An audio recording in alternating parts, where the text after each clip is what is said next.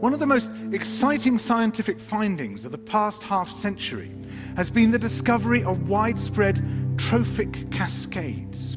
A trophic cascade is an ecological process which starts at the top of the food chain and tumbles all the way down to the bottom.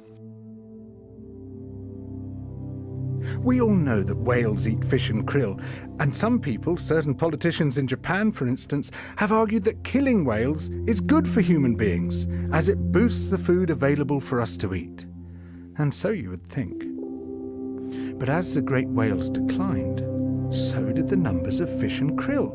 It seems counterintuitive. Surely their numbers would rise as their major predators disappeared. But it now turns out that whales not only eat these animals, they also keep them alive. In fact, they help to sustain the entire living system of the ocean. Whales feed at depth in waters that are often pitch dark, and then they return to the surface, to the photic zone, where there's enough light for photosynthesis to happen. There they release what biologists call fecal plumes, vast outpourings of poo, poonamis. These plumes are rich in iron and nitrogen, nutrients which are often very scarce in the surface waters. And these nutrients fertilize the plant plankton that lives in the only place where plants can survive, the photic zone. Fertilizing the surface waters isn't the only thing the whales do.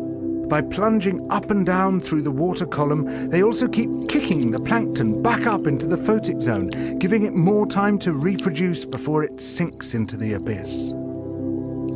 Even today, though whale populations have been greatly reduced, the vertical mixing of water caused by movements of animals up and down through the column of the oceans is astonishingly roughly the same as the amount of mixing caused by all the world's wind and waves and tides. More plant plankton means more animal plankton, on which the larger creatures then feed.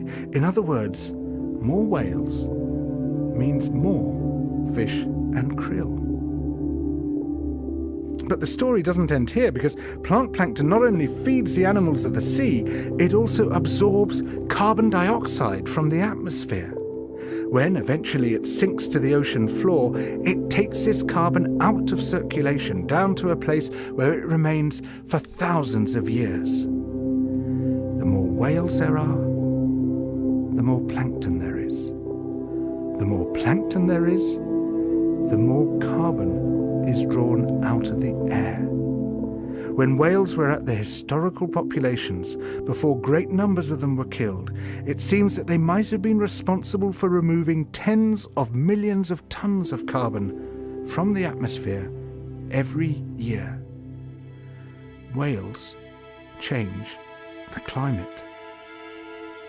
The return of the great whales, if they're allowed to recover, could be seen as a benign form of geoengineering.